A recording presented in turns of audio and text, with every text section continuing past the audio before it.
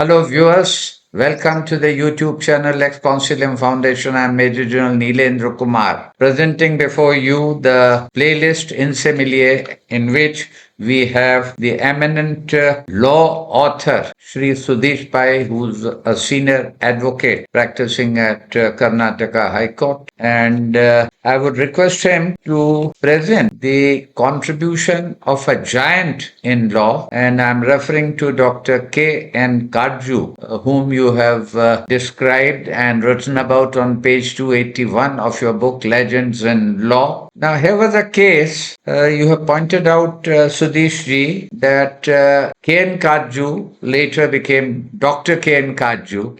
At one point of time early in his career, he was more interested in study of medicine, but somehow then went to the portals of the law faculty. How did it happen? Would you like to explain that? K.N. Katju or Kailash Nath Katju, born in Madhya Pradesh, had his collegiate education in Lahore, Foreman Christian College, Lahore, which is a very well-known institution. And it was perhaps a keen desire from his early days that he wanted to do medicine. But it so happened that there was a university royal commission which visited Lahore also amongst other places. And one of the members of that commission was Sir Gurudas Banerjee, about whom we have spoken quite early in this series. Sir Gurudas Banerjee was a great mathematician and a great lawyer. Masters in mathematics, a doctor of law, and a Tagore law professor. The young Kailash Nath was so impressed by the credentials of Gurudas Banerjee that he opted to go for law instead of medicine. And that's how K.N. Katju ended up being a lawyer. That must have been a mesmerizing performance, oratory, and that made him change his decision and his resolve at that point of time.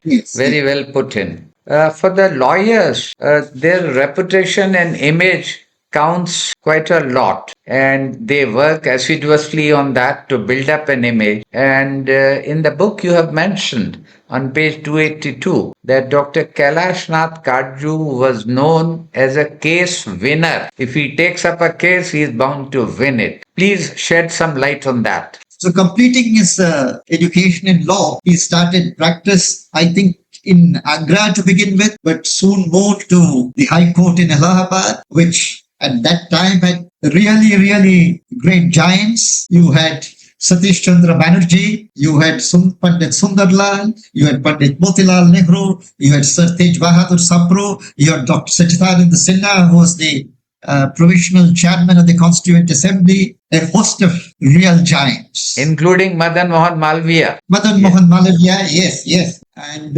Kailash Nath Katju joined the chambers of Sir Tej Bahadur Sapro. And interestingly, Katju also obtained a Doctor of Law, and he was the fourth in the Allahabad University, though quite a decade later, I think sometime in 1919, the first, as we spoke of last week, Banerjee in 1901. Some years later, Tej Bahadur Sapro was the second. The third was Surendranath Sen, and the fourth in 1919 was Kailash Nath Katju. So having obtained a Doctor of Law also, not that is absolutely essential for a successful practice, but he was very well equipped, slowly but steadily began his career and gathered a lot of work. He had also the supreme self-confidence to do a case, which he did it in his own inimitable style. He would put across the best point, which was sure of winning acceptance. And this is how he earned for himself the name of a case winner. It is said that he would argue a first appeal in one court,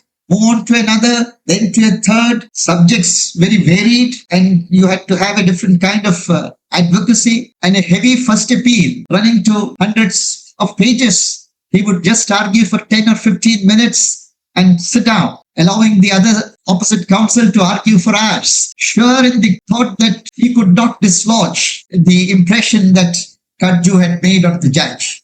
And it was so invariable. That requires knowledge, that requires hard work, determination. More than everything else, it requires absolute self-confidence. And this reminds me, of course, it is not in the book, but you mentioned that name, Dr. Rajendra Prasad.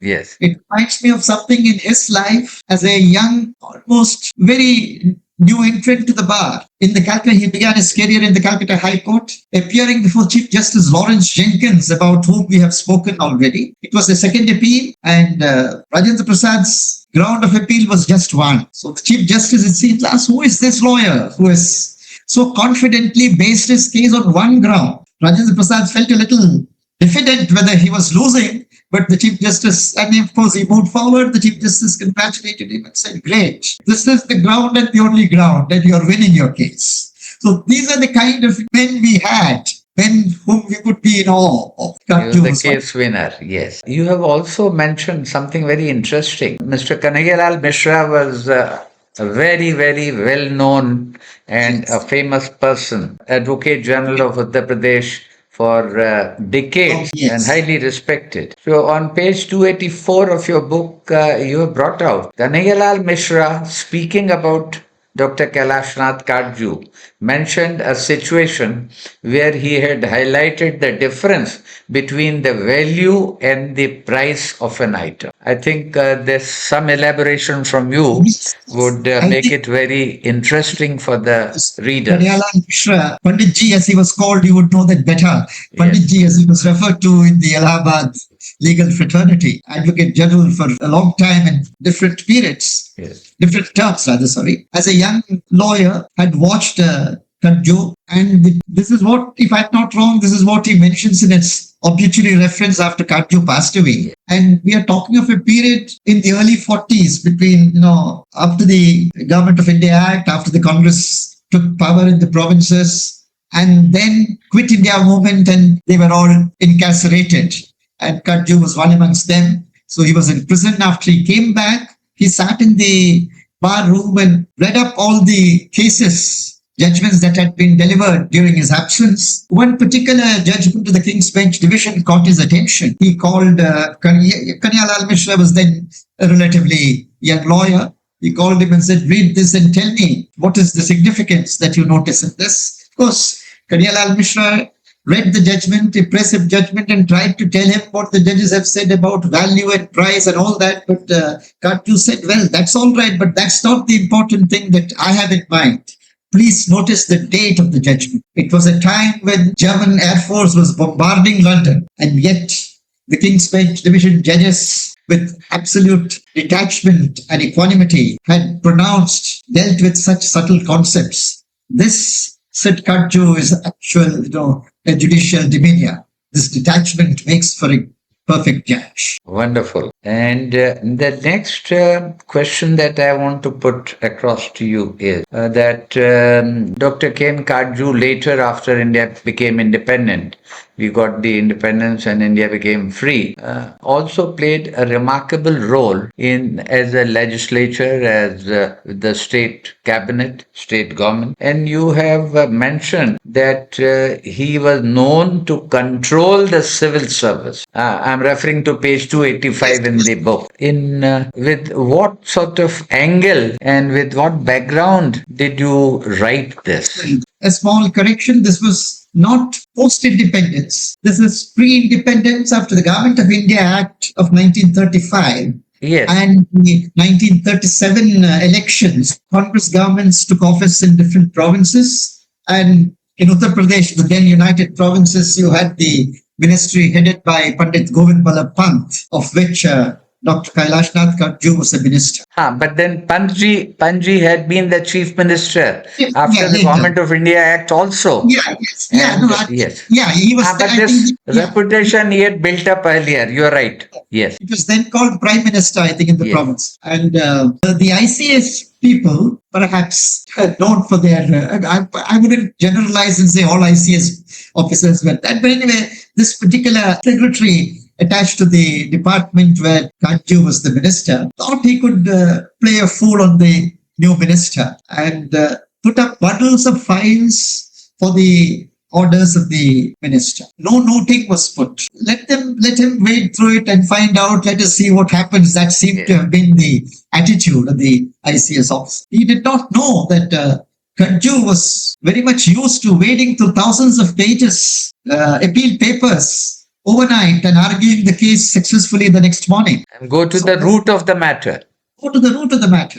without much of a difficulty. All the pages, all the files that were put up before him, he went through them meticulously, made his own noting and passed the order, precise order, even making note of certain points that had been overlooked by everyone. So this is how, of course, I understand the secretary confessed and apologized to the minister, saying, I did it purposely, but I'm sorry you have outdone me. So both were great in that sense, at least. The ICS officer had the grace and the courtesy to acknowledge that he did a wrong, and of course, Katju had the grace to pardon him. His intellect and knowledge of the public affairs, that he could put his hand at the pulse. Yes.